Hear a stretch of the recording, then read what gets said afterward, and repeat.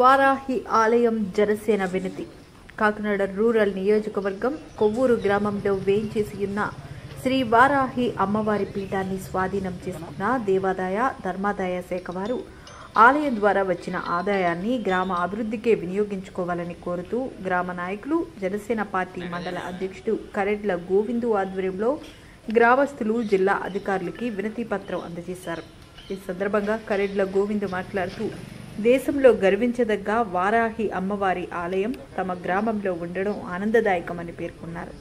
కొవ్వూరు గ్రామంలో 18 నెలల కిందట వారాహి అమ్మవారి ఆలయాన్ని నిర్మించడం జరిగిందని తెలిపారు.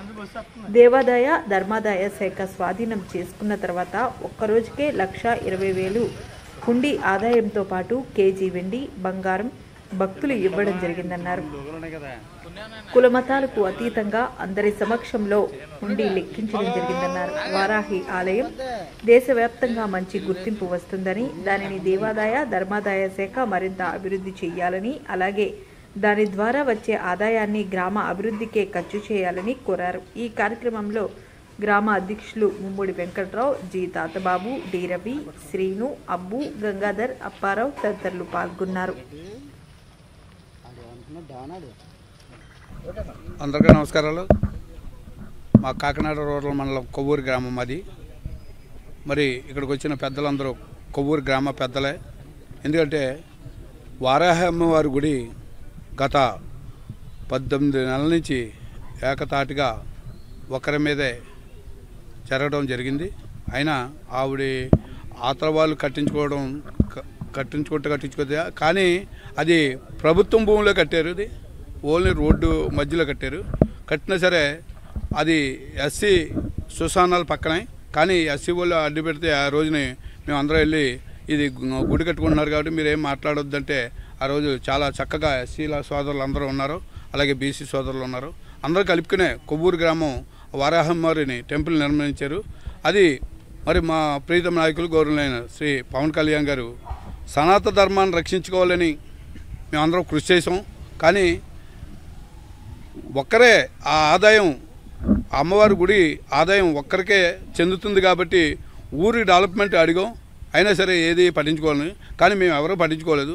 ప్రభుత్వమే దిగి వచ్చి వెంటనే ఇండియన్స్ వాళ్ళు తీసుకోవడం జరిగింది.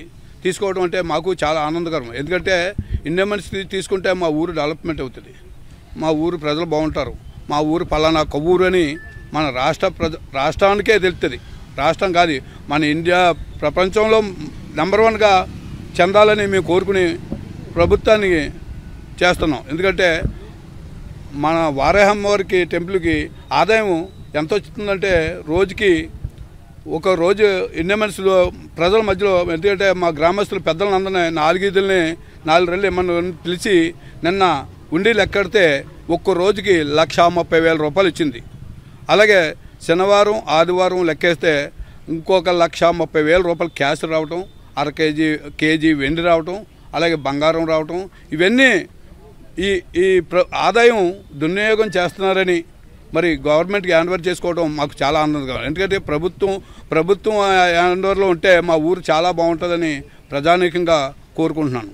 మరి ఎందుకంటే మరి మా ప్రజలందరూ కూడా, మా ఊరు పెద్దలు కూడా ఇండియన్స్కి హ్యాండ్ ఓవర్ చేయడం అంటే మాకు అందరికీ ఇష్టమే. నా పేరు వెంకట్రావు, కాకినాడ రూరల్ మండలం కొవ్వూరు గ్రామం అది.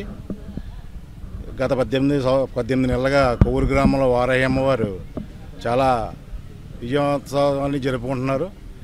ఇది ఈ మధ్య 3 రోజులు శుక్రవారం నాడు ఆగస్టు 15వ తారీఖుని అమ్మవారి గుడిని ఎండోమెంట్స్ హ్యాండ్ ఓవర్ చేసుకోవడం తెలిసింది.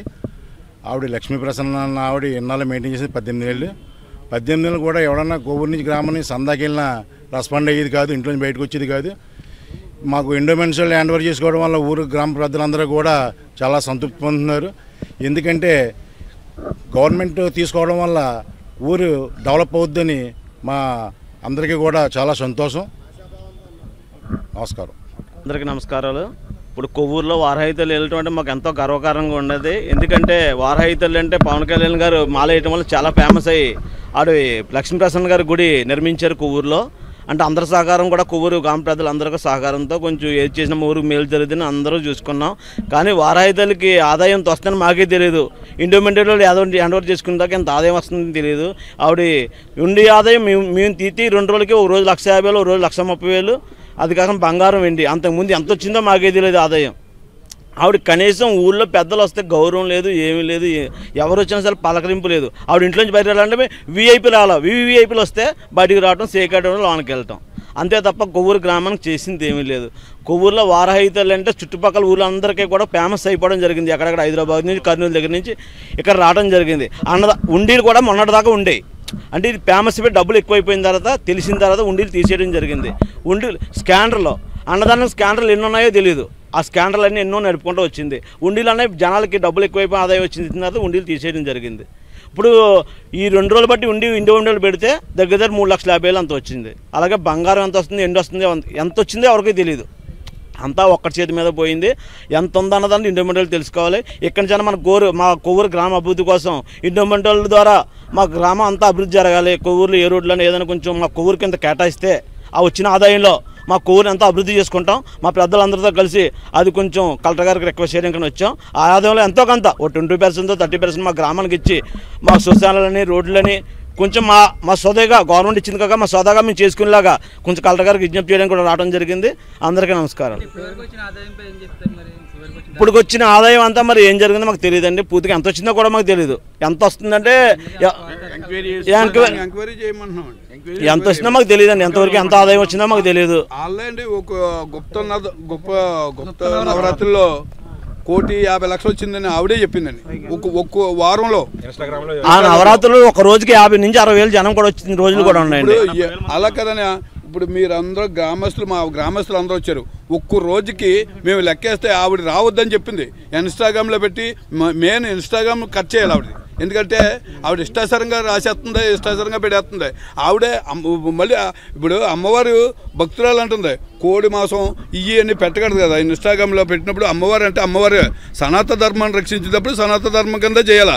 అంతేగాని ఈ కోడి కూర తినండి, ఈ కోడి మాంసం తినండి అని చెప్పకూడదు కదా. ఆవిడ నీతి నిజాయితీ అమ్మవారు భక్తురాలు అయితే అలా చెప్పకూడదు. ఎందుకంటే ప్రజలను ఇంత 1,50,00,000 వచ్చిందని ఖచ్చితంగా చెప్తుంది ఆవిడ.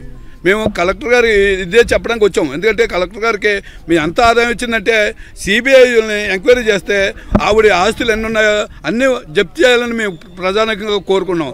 ఎందుకంటే ఆ మెయిన్ ఆవిడ చేస్తున్నది ఒక సొంత నిధులలాగా దాని ఇష్టానుసారంగా ఖర్చు పెట్టుకుని తన ఏదో చేద్దాం, ఏదో ఊరికి ఏమి చేయగలడు, మా ఊరికి ఎంతో డెవలప్మెంట్ చేసిందని చెప్పింది. ప్రజలందరినీ పిలిచాం. ఎవరిక్కడ ₹1 కూడా సాయం చేయలేదు. ఏంటంటే తన గుడి కట్టక ముందు తన ఆస్తులు ఏంటో చూడండి, ఇప్పుడు ఆస్తులు చూడండి. ఒక్కరోజు తన ఆదాయం మేము గవర్నమెంట్ ఇప్పుడు ప్రజలకు తెలియదు, మా కొవ్వూరు ప్రజలకు ఎవరికీ తెలియదు.